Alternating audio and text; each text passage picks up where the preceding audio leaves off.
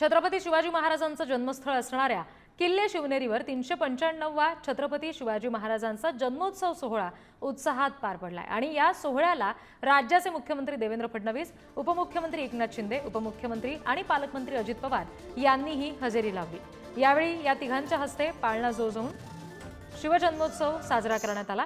तसंच मराठा सेवा संघाच्या वतीने शिवकुंजाच्या प्रांगणामध्ये शिवधर्म ध्वजारोहण करण्यात आलं।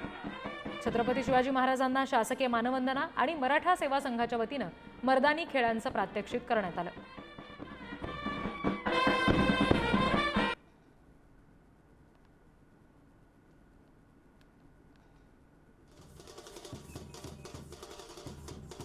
साहसी खेळांचं प्रात्यक्षिक या चिमुकल्यांनी तिथे करून दाखवलं तेव्हाची ही दृश्य आपण बघतोय।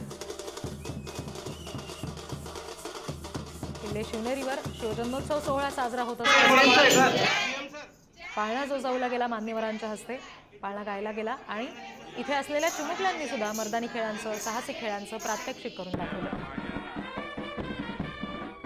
छत्रपतींना शासकीय मानवंदना सुद्धा या निमित्तानं दिली गेली।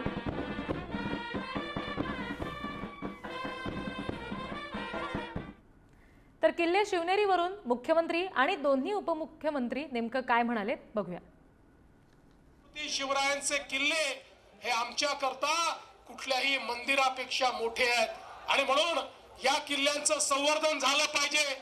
या दृष्टीने सातत्याने आपण काम करतोय, त्यातल्या अडचणी आपण दूर करतोय। स्वराज्याची राजधानी रायगड या ठिकाणी अनेक कामं आपण सुरू केलेली आहेत। शिवनेरीचं रूप आपण पाहतोय, याच्यामधल्या अडचणी आपण दूर करतो।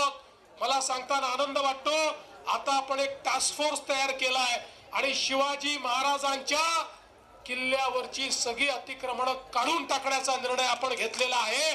काही झालं तरी अतिक्रमण त्या ठिकाणी राहणार नाही। आपल्या महाराष्ट्रातल्या 11 किल्ल्यांचा प्रस्ताव युनेस्कोकडे गेला वर्ल्ड हेरिटेजसाठी, त्यात आपला शिवनेरी किल्ला सुद्धा आहे। हे देखील आपलं भाग्य आहे। या ठिकाणी आशिष शेलार आहेत आणि आशिष शेलार आहेत, मी कालच उद्योग मंत्री आणि पर्यटन मंत्र्यांना सांगितलं की आपली एक टीम तयार करा आणि एक गडकोट किल्ल्याचं सर्किट तयार करा आणि सर्व सुविधा त्या ठिकाणी द्या। महाराष्ट्रातले गड किल्ले छत्रपती शिवाजी महाराजांच्या स्वराज्याची खऱ्या अर्थानं दौलत आहे आणि हे गड किल्ले आपले शक्तिस्थान आहेत, स्फूर्तिस्थान आहेत आणि त्यामुळे या गड किल्ल्यांचा विकास करण्यासाठी महायुतीच्या सरकारच्या माध्यमातून विशेष प्रयत्न चालू आहेत। जन्मभूमी शिवनेरीच्या जतन संवर्धनासाठी मी मुख्यमंत्र्यांच्या साक्षीने सांगतो, येताना आम्ही चौघही हेलिकॉप्टरमध्ये बोलत होतो त्यावेळेस त्यांनी आम्हाला सूचना केलेल्या आहेत की या संवर्धनासाठी निधीची कोणतीही कमतरता आपल्याला भासू द्यायची नाही। हा देखील शब्द मी राज्याचा अर्थमंत्री यांना, त्यांनी मुख्यमंत्री उपमुख्यमंत्र्यांच्या साक्षीने देतो।